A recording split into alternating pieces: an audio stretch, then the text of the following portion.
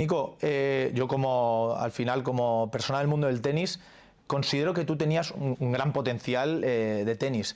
¿Qué partes crees mentales o técnicas crees que podías haber mejorado?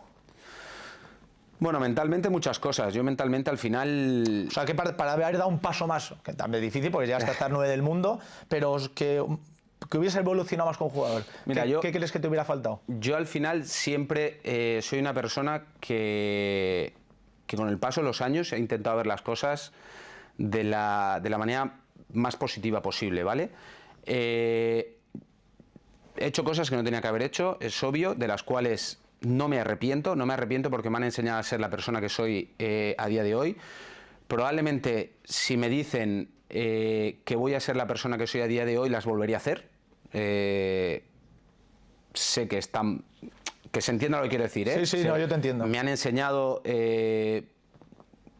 a ver la vida de otra manera. He roto raquetas, he blasfemado, me comporto en la pista probablemente como no se tiene que comportar un deportista, y todo ese tipo de cosas me han llevado, con el paso de los años y con la madurez, a darme cuenta de que bueno, no se tiene que hacer, pero probablemente si no lo hubiera hecho, a lo mejor ahora no sería lo que soy. Con esto te lo vengo a explicar por lo siguiente. Si no hubiera vivido el tenis de la manera en la que lo he vivido, no sé si hubiera llegado a ser tenista profesional.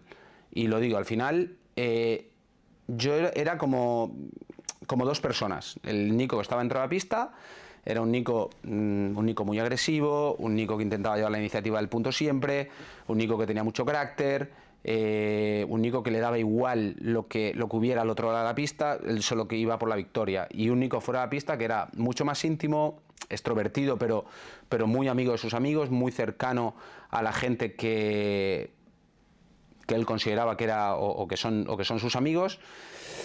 Y el Nico era tenista cuando estaba dentro de la pista. Nico dejaba de ser tenista cuando salía a la pista de tenis. Si había que ir a comer a un McDonald's, iba a comer a un McDonald's. Si había que ir al cine, se iba al cine. Si había que ir al fútbol, se iba al fútbol. Entonces, si yo no hubiera vivido así, no sé si hubiera sido tenista. Si lo hubiera profesionalizado todo mucho más, hubiera sido mejor, hubiera sido peor. No lo sabes, nunca lo vamos a saber. Entonces, yo lo único que puedo decir es que la manera en la que yo viví mi carrera deportiva me llevó a ser 9 del mundo, probablemente en la mejor época del tenis, de la historia. Habiendo tenistas como Rafa, Roger, Novak. De la historia y español también. Y español, bueno, David Ferrer. Tú estabas 9 del mundo y eras el número 3 español. Eso es. Entonces, ¿cambiaría muchas cosas? Es una pregunta de difícil respuesta, de muy difícil. Probablemente sí cambiaría algo, pero tampoco, si tú me lo vuelves a decir, lo firmas en un papel, ¿vale? Yo creo que lo firmaría. Me has hablado, yo creo, más de la parte mental. Sí. ¿Tenística? Bueno, tenística yo siempre tenía un problema cuando corría hacia la derecha. Cuando corría hacia la derecha, yo creo que era, digamos, mi punto más débil.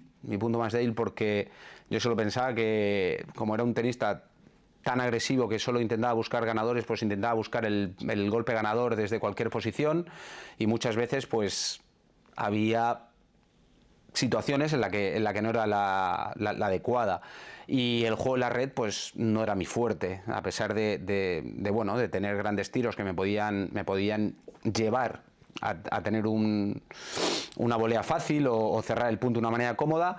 Yo siempre esperaba que volviera una más para volver a tirar, y esas cosas pues bueno, me hacían tener un sobreesfuerzo, tener siempre que golpear algún golpe de más, y algunas situaciones, pues por ejemplo, recuerdo el quinto set de Australia con David Ferrer. Partidazo. Que yo estaba totalmente acalambrado, cosa que si hubiera cerrado algún punto más en la red... O sea, tú no veías cuando hacías un tiro bueno y el otro llegaba estirado el ir para adelante. A mí me costaba. La lectura de los puntos hacia adelante, yo creo que ha sido uno de mis puntos débiles. Vale. Un poco al hilo, porque veo que de tus 13 títulos, todos han sido en tierra batida. ¿Qué te hubiera faltado para, que yo creo que más o menos lo has contestado, para haber dado un paso más en pista rápida? Bueno, muchos dicen que cómo es posible. Yo también me lo pregunto a día de hoy. Sacaba bien. Claro, es un juego agresivo. Exacto, tenía golpes bastante buenos desde el fondo de la pista que hacían mucho daño en pista rápida, pero paradojas de la vida, donde más cómodo me encontraba en tierra batida. Entonces, no sé, he tenido buenos resultados. He hecho cuartos de, si no recuerdo mal, cuartos de Cincinnati, cuartos de Australia, cuartos en hierba a los Juegos Olímpicos. Es decir, no son malos resultados, pero no son tan buenos como en tierra batida. Entonces, pues sí, probablemente haber sido, bueno, no sé, haber flexionado un poco más las piernas, probablemente también, haber estado un poco más atento a los botes. Porque tú cuando, en toda tu evolución de pequeño aquí en Murcia, entrabas en tierra batida. Siempre entran, bueno, 85% de las veces en tierra batida. Yo creo que eso hace mucho en la evolución de un jugador. Los que nacen jugando en pista rápida o pista indoor, como los checos o americanos, yo creo que eso también hace mucho. Nico, mirando un poco tu carrera y mirando tu activity, me da la sensación de que ganabas muchos partidos la primera mitad del año y luego, a partir como de Wimbledon y tal, ya no ganabas tantos partidos. ¿Eso por qué crees que era? ¿Se te hacía larga la temporada? Bueno, o cambiaba, lo que digo, ya no se terminaba más la tierra y venía más pista larga rápida? Siempre se me hacía. Yo creo que después de US Open ya todo se me atragantaba. Se me pegaba todo un poco, de pensar que todavía me quedaba la gira de Asia, después de US Open y luego toda la gira de Indoor y demás, se me hacía un poco cuesta arriba, pero sí que es cierto que después tenía tiempo para entrenar, tenía tiempo para preparar el comienzo de año. Uno de los picos siempre intentaba llegar bien a la gira de Sudamérica.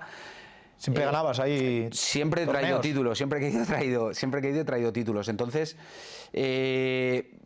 pero no era realmente planificado para eso, sino que realmente al principio de mi carrera se dio así y luego ya iba concienciado de que podía hacer un buen resultado ahí, cosa que después yo creo también que como esa rutina de ganar no me llegaba en la segunda parte del año, pues tampoco me ayudaba a motivarme mucho más. Ya lo tenías un poco ya. Lo tenía como asimilado así. Como que se me hacía bola. Entonces, yo era muy consciente de que yo hasta Roland Garros tenía que sacar el 65-70% de mis puntos y luego intentar arañar algo, que se entienda lo que quiero decir, en la segunda parte del año. Como generalmente siempre lo hacías, ¿crees que te relajabas un poco o no? Bueno, al final me generaba un poco de ansiedad, al final, la verdad, el saber que iba a hacer un viaje tan largo de muchas semanas y la incertidumbre de no saber cómo iba a jugar. Fíjate que lo que puede parecerme a mí mirando una activity, estás diciendo en tu cara que era todo lo contrario. Que, claro, viendo activity puedes decir, este tío se relaja. Claro, yo al final, mira, por ejemplo, para que se pueda entender cómo puede pensar un tenista, yo al final iba a Sudamérica sabiendo que iba a ganar. Tenías esa confianza. Tenía esa confianza. Eso es increíble, ¿eh? Y iba a la gira después, del US Open, Cincinnati. Perdona, pues la mayoría de los tenistas no piensan de esa manera. Quiero decir, con el hambre. Con el hambre de decir, nadie me puede ganar en esa es la mentalidad con la que yo iba. Voy aquí porque nadie me puede ganar. Y en cambio iba ya la de Cincinnati, Cincinnati, Montreal, Toronto, Montreal, Cincinnati, US Open, y a partir de ahí, a ver qué es lo que pasa. Si pierdo, me vuelvo. Son dos mentalidades en el mismo año totalmente opuestas. Entonces, es lo que he dicho antes, probablemente fue mi punto más flojo, las ganas de ganar y de querer ser siempre un poquito mejor. ¿Me acomodaba? ¿Conscientemente no? Conscientemente no, pero inconscientemente yo intentaba ser muy hambriento al comienzo del año, porque después no llegaba con la misma frescura mental a la segunda parte del año.